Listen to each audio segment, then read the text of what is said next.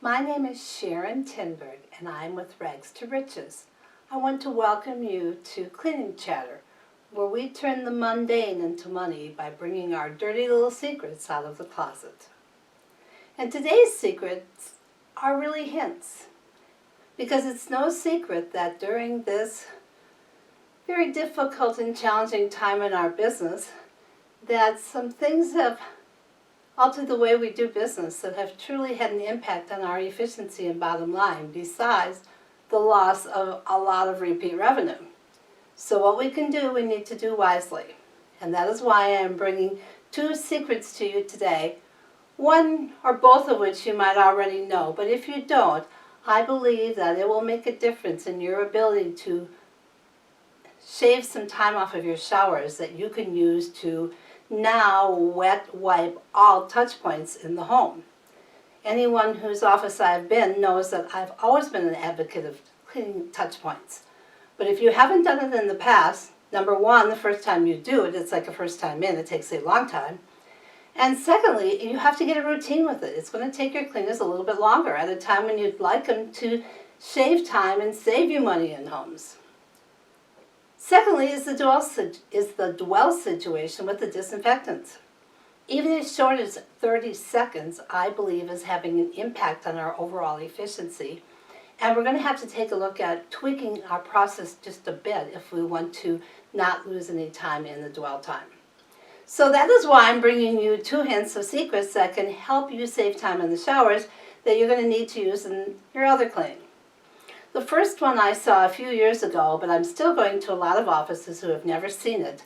So I'm going to share that with you today. And that's how to easily do the glass showers and doors that reach to heaven. It's obvious you're not going to bring a ladder in there every single time. If you think your cleaners are, I can guarantee you, I have been to 47 offices. I go to about 20 houses a week. I've seen a lot of showers. You can see exactly how tall the cleaner is who's cleaning that shower if it's on a repeat basis. It's not filthy, but there's a line because she can't reach it, and she's not going to bring that ladder in every single time. Might not even be a good idea to bring that ladder in every single time. The office that I went to in Dallas 3 weeks ago that taught me the trick I'm going to teach you next, a very together office, extremely so, had a gal slip on a ladder just the week before I got there. She was out on leave.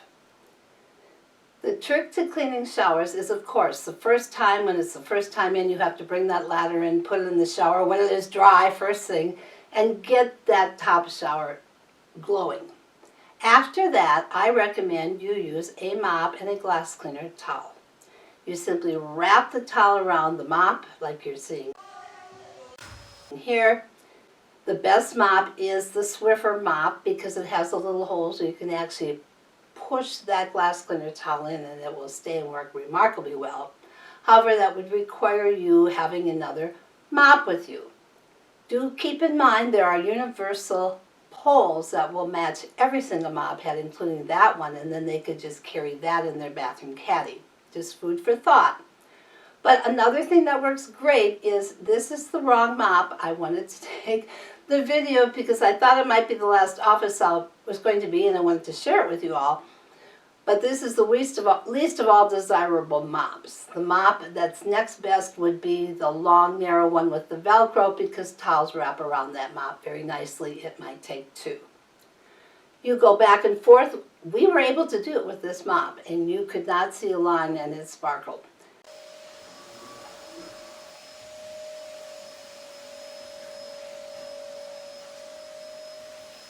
The trick is, after you clean it the first time in, you have to do this every single time you clean it. And why wouldn't you when it is so simple? Once it builds up, you have to start all over again. The next hint is rinsing those huge shower walls. I feel so emancipated because you have no idea how many hours I have spent watching cleaners take this little plastic cup up to the shower head that barely has any water coming out of it and try and fill that cup and throw it against the wall. I have truly given some serious thought to just not cleaning clients who don't have shower sprayers in their showers. And then this gal was amazing. So we get into the bathroom. She's got all of her stuff, including her pail to do the floor, which is unusual for bathrooms. She immediately puts that pail into the bathtub and proceeds to fill it with water. As she's gathering her rugs and her trash, she's an extremely efficient cleaner. When it's full, she turns it off, continues to clean her bathroom. When she goes to clean the shower, she grabs that bucket of water and takes it into the shower with her.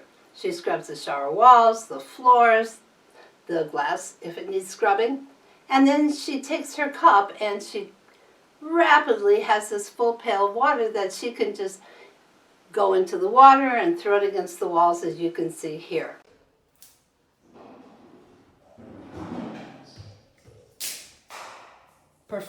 When she gets done, she actually took that bucket of water, whatever was left in it, and threw it very hard against the floor, which made everything like hair and things that are still somehow miraculously on that floor, no matter how much you've scrubbed. And it just whishes it right down the drain because there's so much force. I've never seen a shower done in like about 30 seconds of rinsing when it was big, very large, and there was no sprayer. It was amazing the job that was done on that shower, just like the one we're watching today. So I highly recommend that you pass it on to your cleaners. It's the best trick I've learned in many, many years. I wish you the best of luck this week until I see you again. Chat with one another. Get on Facebook. Keep on moving, keep on learning, keep on realizing that I believe in my heart that this industry will be so much stronger and so much better at what we do when we're through this coronavirus thing. So stay safe, stay healthy, stay your distance, no handshaking, no hugging. That's why I'm staying in the house. I am incapable of giving all of those up. Until next time, may you be the one who can see hope where others think there is none.